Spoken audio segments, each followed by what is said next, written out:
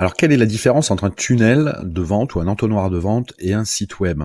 Tout d'abord, le but. On va dire que un site web est plus représentatif, et plus informatif, on va dire, qu'un tunnel de vente dans lequel on va vouloir en fait amener la personne d'une étape à une autre. Le site web est beaucoup plus quelque chose sur laquelle la personne va arriver en général de manière naturelle ou parce que vous avez un lien dans un email ou autre pour parler de vous. Donc, elle va trouver toutes les informations vous concernant. Mais le tunnel de vente a pour but, lui, de vraiment amener la personne à faire une action après l'autre, et donc de franchir une étape après l'autre. Alors, les grosses différences structurelles sont surtout au niveau de la navigation, c'est-à-dire que sur la partie site, vous avez donc systématiquement, ou pour la plupart du temps, sauf si vous décidez effectivement de ne pas l'afficher, un menu de navigation où ils peuvent aller d'une page à une autre avec des appels à l'action, etc., etc. Et ils ont également à la fin un pied de page qui leur donne d'autres informations. Sur les tunnels de vente, vous n'aurez pas ces informations-là, puisqu'encore une fois, l'intérêt du tunnel, c'est de les amener d'une étape à une autre. Alors, vous allez pouvoir créer comme ça des tunnels de différents. Si on retourne ici sur les tunnels, par exemple, vous allez pouvoir créer un entonnoir.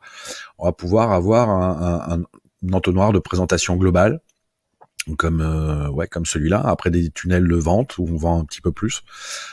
Donc si on sélectionne celui-là et on fait donc tunnel accueil par exemple, donc il serait plus une landing page classique, où on aurait juste de l'information, où on voudrait prendre contact par exemple avec une personne en particulier. Donc là on est sur un tunnel vraiment où on présente un produit, un service, et la seule chose qu'on leur demande c'est effectivement de prendre contact avec nous.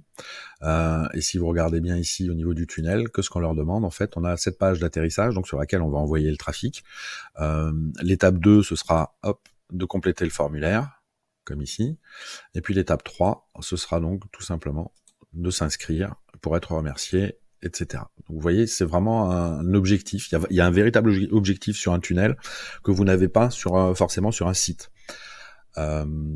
Ensuite, l'autre avantage que vous avez, comme on est ici sur vraiment de l'acquisition, on essaye d'envoyer du trafic dessus pour voir ce qui convertit, ce qui convertit pas, comment ça fonctionne, etc. Vous avez également la possibilité ici d'avoir des paramétrages qui sont complètement différents de ceux que vous avez, des statistiques qui sont complètement différentes de celles que vous avez sur un site web. Le site web, ça va plus être qui a visité quelle page, etc., etc. Ici, vous allez vraiment avoir un véritable suivi, tant au niveau de l'analytique, que des ventes, que des commandes, que des upsells et des downsells.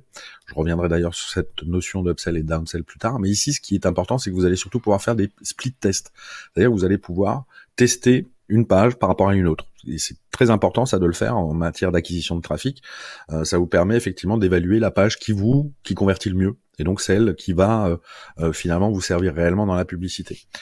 Et vous allez pouvoir ici avoir des résultats réels entre les deux pages, savoir quelle est la page qui convertit effectivement plus ou moins. Et ça, vous allez pouvoir le faire sur toutes les pages, c'est-à-dire que vous allez vraiment pouvoir analyser et améliorer au fur et à mesure votre tunnel, puisque l'objectif d'un tunnel, encore une fois, c'est d'amener le client, le visiteur en tout cas, à une étape donnée. Alors ça, c'était sur le cadre d'un tunnel, donc un tunnel d'accueil, tout simplement, où on va leur demander effectivement de nous appeler, de prendre contact avec nous, de s'inscrire tout simplement pour être appelé ou pour recevoir un article donné ou une information précise.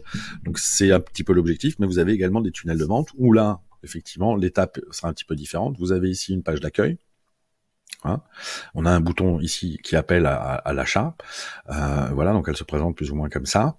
Et l'étape suivante sera effectivement de les amener ici sur le règlement. Donc ici on arrive sur une page de commande où ils remplissent les coordonnées, ils vont effectuer leur paiement et ensuite ils arriveront donc sur la page de remerciement une fois que le paiement sera validé. Ici, comme vous avez pu le voir, on va pouvoir ici aussi, ça c'est quelque chose qui est spécifique au tunnel, vous allez pouvoir ici ajouter un one-click upsell, c'est-à-dire une vente additionnelle, leur proposer un produit supplémentaire. Là, on était dans le cadre du lit, par exemple, vous pourriez très bien leur dire, tu viens de commander ton lit, pourquoi est-ce que tu commanderais pas aussi la parure qui va avec, etc., etc. Et donc finalement augmenter le panier moyen. Alors ça peut être de l'upsell, de downsell, ça se fait de manière très facile. On le verra ça dans une autre vidéo, dans une vidéo spécifique pour ça. Mais c'est quelque chose qui effectivement va vous permettre d'augmenter votre panier moyen. Et là vous allez pouvoir ajouter autant d'étapes que vous voulez. Vous allez pouvoir recréer, rajouter une page. Donc vraiment le tunnel c'est l'objectif, c'est toujours effectivement de faire acheter votre client, de le faire passer à l'action sur quelque chose de précis. Alors que le site, c'est plutôt, encore une fois, je le redis, c'est plutôt quelque chose qui va être informatif, qui va donner de l'information essentiellement à votre client, et avec des passages à l'action aussi. Vous allez pouvoir relier, par exemple, ces boutons, vous allez pouvoir les relier à des pages de vos tunnels, etc., etc. Donc c'est vraiment, voilà, c'est vraiment comme ça qu'il faut l'interpréter. Je pars de l'idée globale que le site, la partie site et web, est vraiment la partie communication. Ce que vous allez mettre en avant, ce qui devra être référencé quelque part sur les moteurs de recherche, parce que les gens, quand ils vont vous rechercher, c'est par là qu'ils vont passer, ils vont connaître votre univers, ils vont voir votre univers, ils vont pouvoir accéder comme ça sur ils vont pouvoir arriver comme ça de manière naturelle, native, sur vos tunnels de vente par la suite. Alors la différence aussi, c'est qu'ici, si vous regardez bien, ici vous avez bien le blog, vous avez des portfolios, enfin vous avez des éléments que vous n'avez pas sur la partie, que vous n'avez pas non plus sur la partie ensuite entonnoir, parce que si on revient sur un entonnoir e-book par exemple, et qu'on regarde dans les pages, vous n'allez pas avoir, voilà, vous n'allez pas avoir le système d'e-book, voilà. Vous avez, par contre, vous bénéficiez de la boutique, du CRM évidemment, Booking, on y reviendra un petit peu plus tard dans une vidéo spécifique, mais vous allez quand même avoir tous les outils ici, donc qui vous permettront effectivement de faire de la vente de produits, d'enregistrer vos contacts, etc.